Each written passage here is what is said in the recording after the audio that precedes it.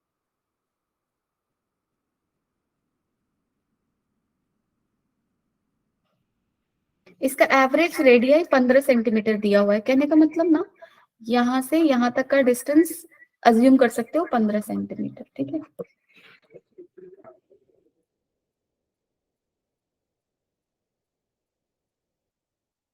Question को ध्यान से पढ़ लो, पढ़ना ही है इसको बस, उसके बाद इजी है।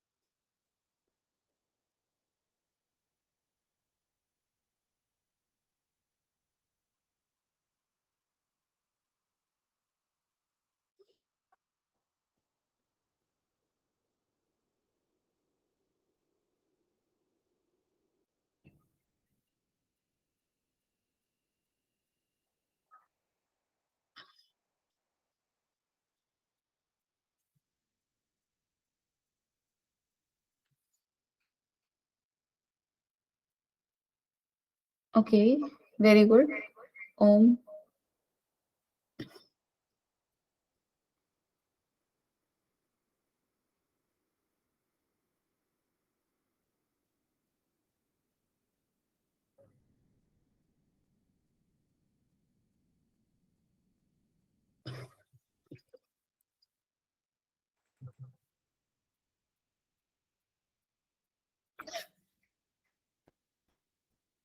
Okay, so let's see here what the question is. There is a closed circular tube of average radii 15 centimetre, ठीक है। उसके अंदर एक ऐसा कुछ ब्लॉक रखा गया है, ठीक है। और उसकी इनिशियल वेलोसिटी कितनी है? 22 मीटर पर सेकेंड जब वो यहाँ पे डाला गया, ठीक है। उसके बाद क्या हुआ? आफ्टर कंप्लीटिंग ये नीचे की तरफ, सपोज करो यहाँ पे इसकी वेलोसिटी इधर की तरफ थी, तो वो ऐसे ऐसे ऐसे ऐसे जाएगा, ऐसे ऐसे जाएगा। और वो कितना राउंड गया है? 5 ऑक्सीलेशन गया। और 5वें ऑक्सीलेशन के बाद block stops at the bottom region of the tube, यानी कि 5 बार ऐसे ऐसे यहाँ पे पहुंचा। और सपोज करो 5th टाइम ये यहाँ आ चुका है, उसके बाद वो वापस ऐसे गिरा होगा और यहाँ पे आया, और वो यहाँ पे आके क्या हो गया? रेस्ट में हो गया, ठीक है। So just focus on the initial and final thing, क्योंकि यहाँ पे जो भी वट एवर थिंग इज, पहले तो इनिशियल फाइनल को देखते हैं। सो इनिशियल हमारा कुछ ऐसा था, यहाँ पे है, ठीक है। और फाइनली वो यहाँ पे है, ठीक है। इसको .1 मान लो, इसको .2 मान लो। हमने अभी अभी क्या पढ़ा? Work done by all forces is equal to change in kinetic energy, ठीक है। ऑल फोर्सेस में कौन कौन आएगा यहाँ पे? Work done by friction force plus work, okay, just 1 second.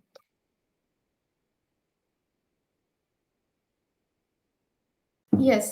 So, work done by all forces means work done by friction force plus work done by gravitational force. इन्हीं दोनों को हमें अकाउंट में लेना है। क्यों? नॉर्मल रिएक्शन की अगर तुम लोग सोच रहे हो तो ध्यान से देखो।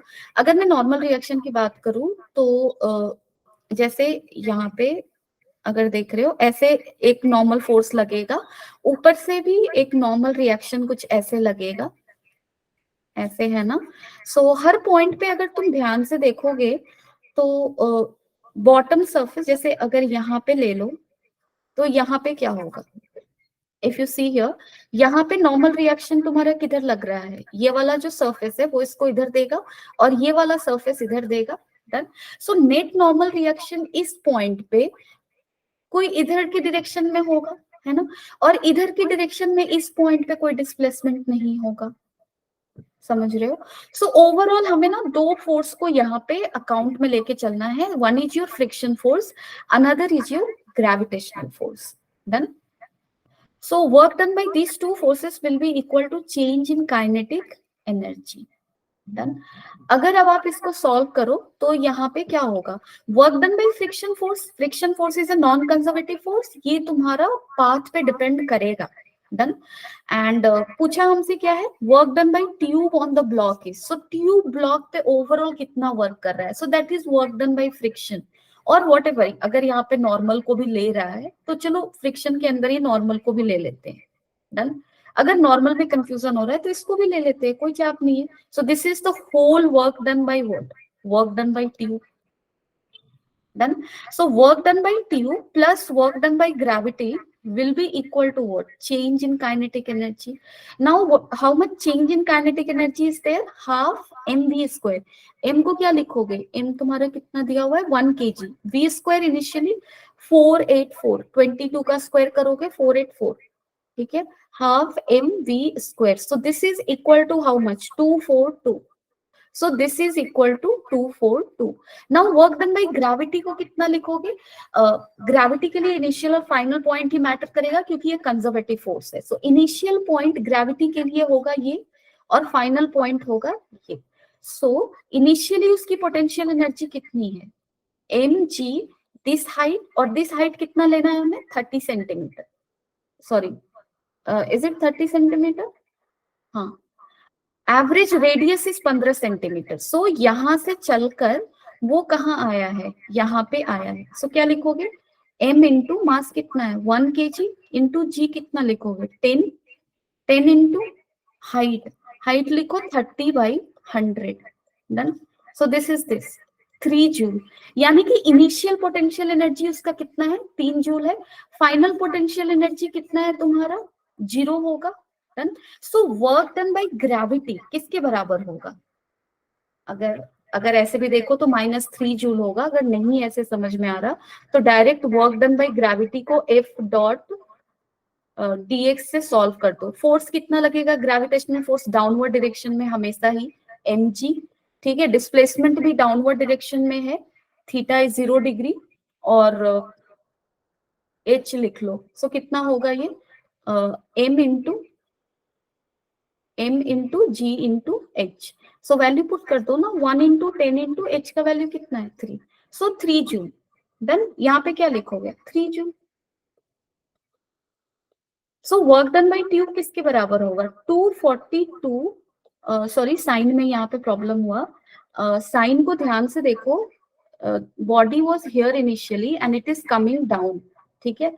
So work done by gravitational force, अगर मैं यहाँ पे लिखूं, और अच्छा ये साइन तो मैंने सही लिया, चेंज इन काइनेटिक एनर्जी को मैंने गलत लिखा, ऐसा क्या,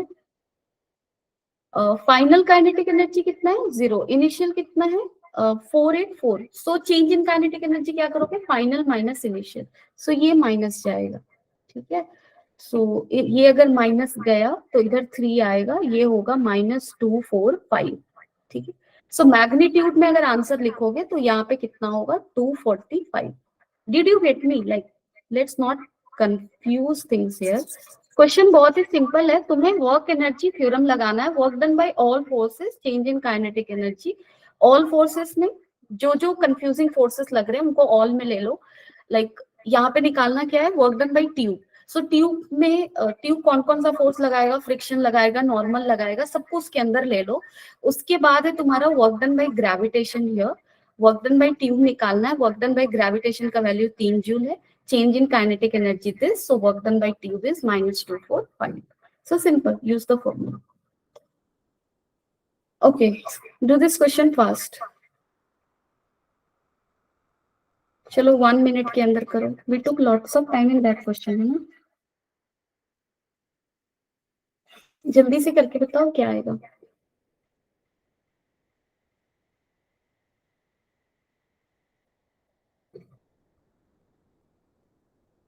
ये क्वेश्चन बहुत ही इजी है.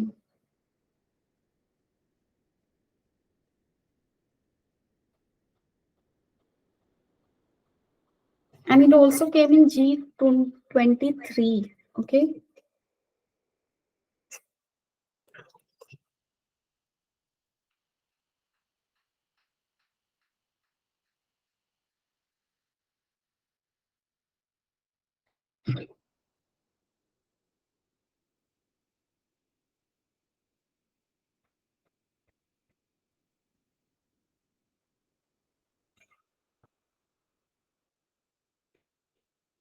Yes, over. 5 kg बॉडी है. Yes Mahipal, very good. Yes है ना. 5 kg बॉडी है. निखिल सही है. मोमेंटम कितना है? 10 kg है. So velocity mv that is 5 into v equal to 10 है. v इनिशियली कितना है? 2 मीटर पर सेकेंड है. कितना फोर्स लगा है? 2 न्यूटन. एक्सेलरेशन कितना होगा? 2/5 होगा.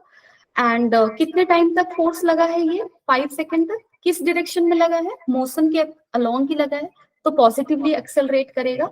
Increase in kinetic energy, final velocity निकाल लो. सो v इक्वल टू क्या लिखोगे?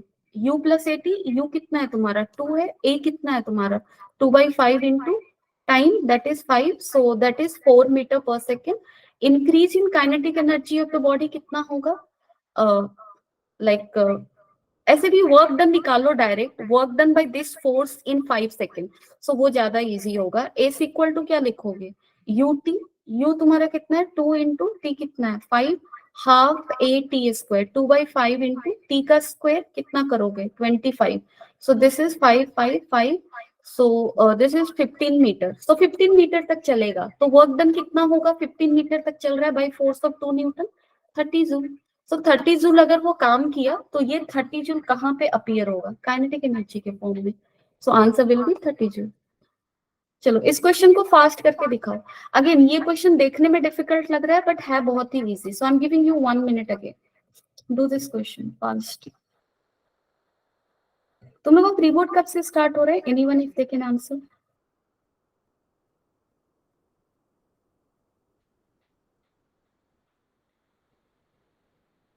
अच्छा 11 से. ठीक है, done. Thank you.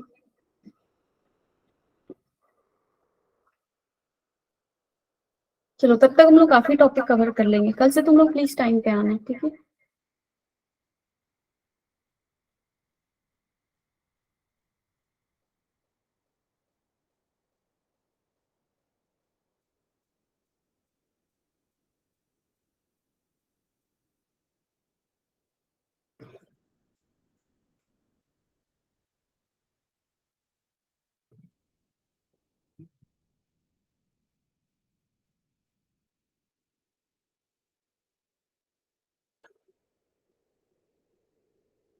Anyone got the answer? Okay, Nikhil, very good. It also came in G23. Okay, so expression of kinetic energy of object पूछा है. Object क्या है? मास सेम है, इनिशियली रेस्ट पे है, प्लेन स्मूथ है, यानी कि फ्रिक्शन नहीं है. फ्रिक्शन इक्वल टू 0 है. And it starts moving under force F. F का वैल्यू क्या दिया हुआ है? 2 न्यूटन है. ठीक है. एंड यहाँ पे जो थीटा है, ये थीटा तुम्हारा वेरिएबल है. Theta equal to K X है. ठीक है.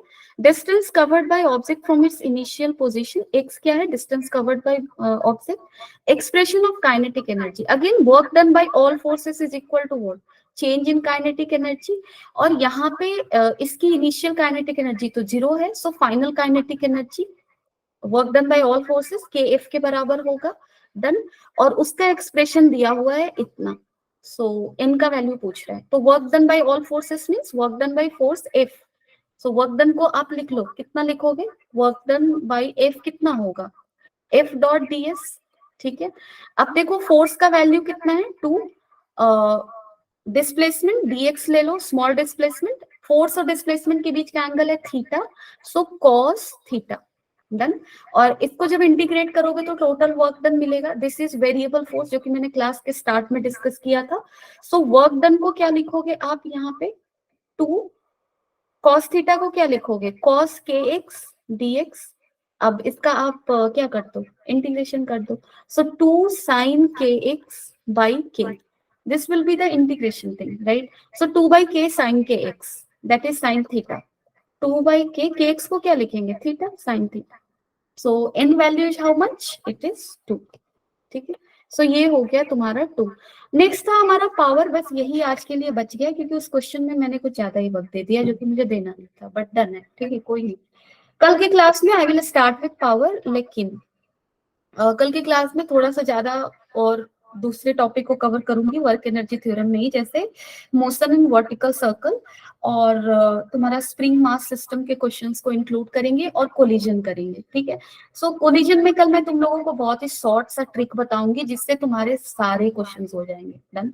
सो कल के क्लास में please be on time so that we can do lots of question. But again मैं ये कहूंगी कि ये क्लास भी काफी नहीं है तुम लोग के रिविजन के लिए, इसलिए जब भी तुम्हें टाइम मिले, ठीक है, 2022-23 मैं 2 ही साल पे फोकस कर रही हूँ। 22-23 का जितना भी क्वेश्चंस आया है, जो भी टॉपिक क्लास में चल रहा है, उसका क्वेश्चन आउटसाइड द क्लास भी सॉल्व कर लो। अगर उतना कर लेते हो तो उस टॉपिक से तुम्हारा क्वेश्चन, आई फील लाइक कि छूटने का चांस 10% ही होगा, जो कि 10% डिपेंड करेगा, तभी छूट सकता है जब क्वेश्चन काफी अच्छे आ जाए और बहुत ज्यादा प्रैक्टिस पे जो चीजें बेस्ट हो। जैसे अगर मैकेनिक्स के बहुत अच्छे क्वेश्चन होते हैं तो वो कितना पढ़े हो मैकेनिक्स को उस पर डिपेंड करता है, but 90% of question you can solve, that is why. तो प्लीज सॉल्व करो और कल के क्लास में फिर हम लोग मिलते हैं। And everyone have a very good year. 2023 नहीं, ये 4 हो गया ना, 2024 तुम लोगों के लिए काफी अच्छा हो। तुम लोग अच्छे अच्छे कॉलेजेस में जाओ और तुम लोग हेल्दी रहो, हैप्पी रहो, मस्त रहो, एंजॉय करो, ठीक है। Bye bye, take care.